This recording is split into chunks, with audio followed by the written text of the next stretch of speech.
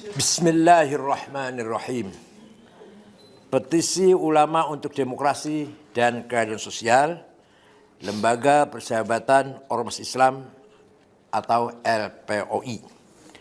Sebagai negara demokrasi berpenduduk muslim terbesar di dunia dan sebagai negara Pancasila yang menjunjung tinggi nilai-nilai kemanusiaan dan keadilan sosial, wajib hukumnya setiap warga negaranya dengan tanpa terkecuali untuk berkomitmen terhadap kokohnya demokrasi dan tegaknya keadilan sosial.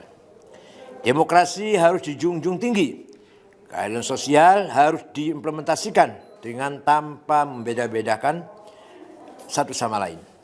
Semua warga bangsa harus mendapatkan hak dan menjalani kewajiban yang sama, serta harus tak patuh terhadap konstitusi dan peraturan perundang-undangan.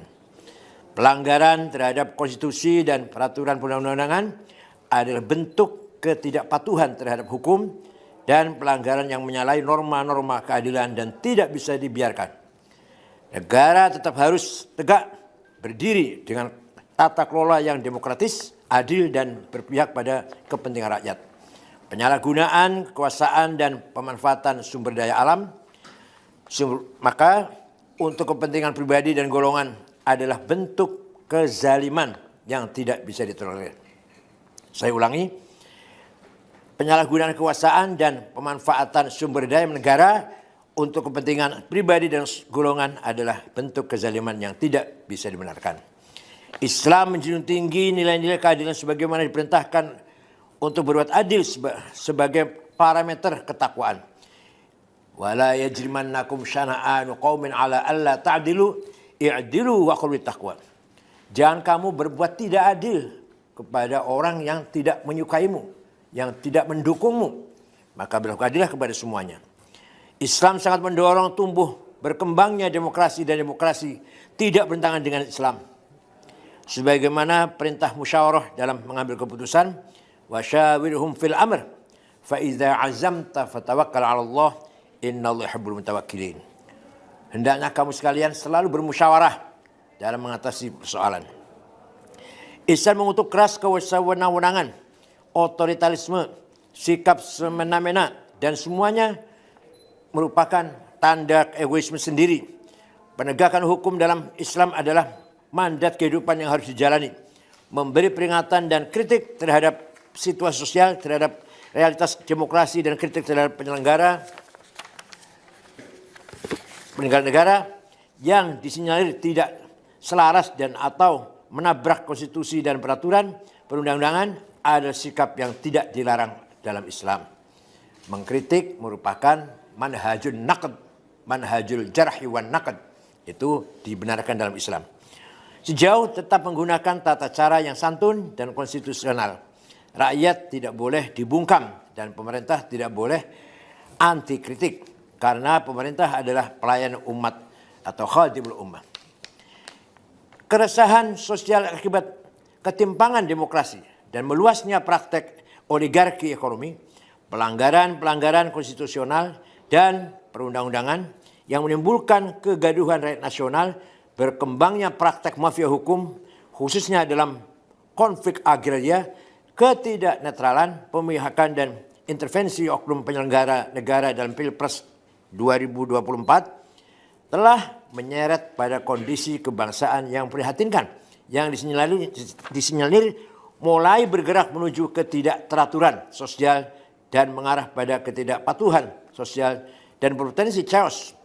Pembiaran terhadap kondisi tersebut sangat dilarang oleh Al-Quran, sangat dilarang oleh Al-Islam, qul haqq walau kana murra. Masyarakat membutuhkan kepastian hukum, pelindungan dan rasa aman dan nyaman. Pembiaran terhadap kondisi tersebut akan berdampak sistemik terhadap masa depan demokrasi dan masa depan keadilan sosial di Indonesia. Mendasar pada hal tersebut di atas dengan niat hifdzuddin wad daulah, himayatul ra'iyah, himayatul sya'b wal ra'iyah, serta dengan spirit hubbul watan wal iman, semangat nasionalisme yang tinggi dengan dan atas nama cinta negara kesatuan Republik Indonesia.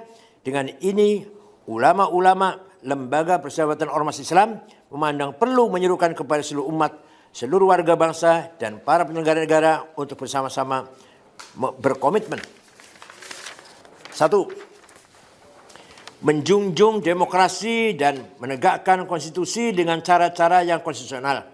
Dan bila nyata-nyata terjadi pelanggaran, segera ambil tindakan seadil-adilnya, selaras hati nurani rakyat. 2. Mewujudkan pemerataan ekonomi dari mewujudkan keadilan sosial bagi seluruh rakyat Indonesia tanpa terkecuali. 3. Memberantas mafia hukum, mafia tanah, dan praktek oligarki yang merugikan bangsa, serta mengakhiri berbagai kesewenang-wenangan yang merugikan kepentingan rakyat. 4. Mewujudkan penyelenggara pemilu 2024 secara langsung, umum, bebas, rahasia, jujur, adil, damai, dan menolak terhadap berbagai intervensi oknum penyelenggara negara dalam Pilpres tahun 2024. Serta menyuruhkan untuk menghentikan pemihakan oknum-oknum penyelenggara negara terhadap salah satu pasangan calon presiden atau wakil presiden agar demokrasi dapat tegak dan pemilu bermartabat. 5. Menghentikan berbagai upaya penyalahgunaan kekuasaan dan atau pemanfaatan sumber daya alam untuk kepentingan pribadi dan oligarki dengan dalih apapun. 6. Mendukung berbagai upaya pemihakan terhadap masa depan dan wajib dan nasib rakyat dengan memberikan afirmasi, proteksi, dan fasilitasi lapangan kerja lebih luas, terjamin, dan berkelanjutan. Bukan hanya melanggengkan praktek pemberian bantuan yang hanya menimbulkan efek ketergantungan baru dan mudah diklaim sebagai bantuan personal dan atau kelompok tertentu. 7. Negara harus hadir untuk menegakkan demokrasi dan keadilan sosial. Penyelenggara negara tidak boleh anti kritik dan harus lebih tegas memberikan rasa keadilan, kepastian hukum, dan menjamin penyelenggaraan pemilu berjalan aman, damai, dan tanpa ada kecurangan. Negara tidak boleh kalah dengan siapapun. 8. Menjaga keutuhan, persatuan, dan kesatuan, serta mewujudkan situasi damai dan menjaga tata kelola negara secara konstitusional. 9.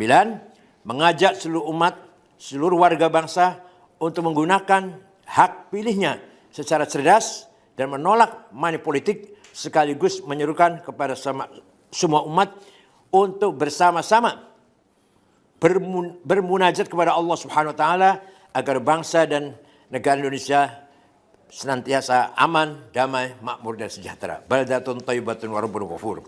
Demikian petisi ulama untuk demokrasi dan keadilan sosial disepakati dan dikeluarkan sebagai gerakan moral, kritik sosial, dan advokasi keumatan demi dan untuk terwujudnya masa depan Indonesia yang lebih demokratis dan berkeadilan sosial. Mendasar pada hal tersebut, LPOI akan mengawal gerakan ini melalui organ Gerakan Sosial Demokrasi Muslim Indonesia atau Gersosdem Indonesia yang akan bergerak secara masif dan struktur di seluruh Indonesia. Jakarta, 7 Februari 2024. 1. Said Akhil Sirot, Ketua Umum LPOI. 2. Dr. Ing Bina Suhendra, Bendahara Umum, ditandatangani. 3. Denny Sanusi, Sekjen LPOI, ditandatangani. 4. Yusnar Yusuf, Profesor Yusnar Yusuf, Al-Wasliyah. 5. Haji Abdullah Zaidi dari Al-Irsyad. Ke-6 Haji Muhammad Yunus, HBMI. 7 Bakhtiar Al-Irsyad juga. 8 Sami Masih, betul ya? Sami Masih PT. 9 Muhammad Khalif Ibrahim SII. 10 Baharudin Husain IKADI. 11 Dado Binagama IKADI. 12 Yance Andrianto PUI. 13 Dr. Kiai Haji Fahmi Islam IKADI. 14 Muhammad Yasir Ibrahim SII. 15 Ibnuddin Iddat HBMI. 16 Muhammad Mukhlas HBMI. 17 Wisdan Al-Wasliyah. 18 Samsuddin Al-Wasliyah. 19 Dr. Muslihan NWDI, NWDI, 20 Husni Haris, NWDI, Lalu Mahdi, NWDI, ke-22 Naskian Junaidi, Perti, 23 Dr. Anwar Sanusi, Perti, 23, 24 Cecep BPK MPI, 25 Jamwir A. Tanjung Al-Ittihadiyah, 26 Muhammad Faisal Persis, 27 Oke Setiadi Matul Anwar, 28 Rahmat Faisal Asosiasi Media Muslim, 29 Imam Piduduh Wakil Sekretaris LPUI, 30 Kiai Haji Ahmad Syadil Karim Matul Anwar, 31 siapa?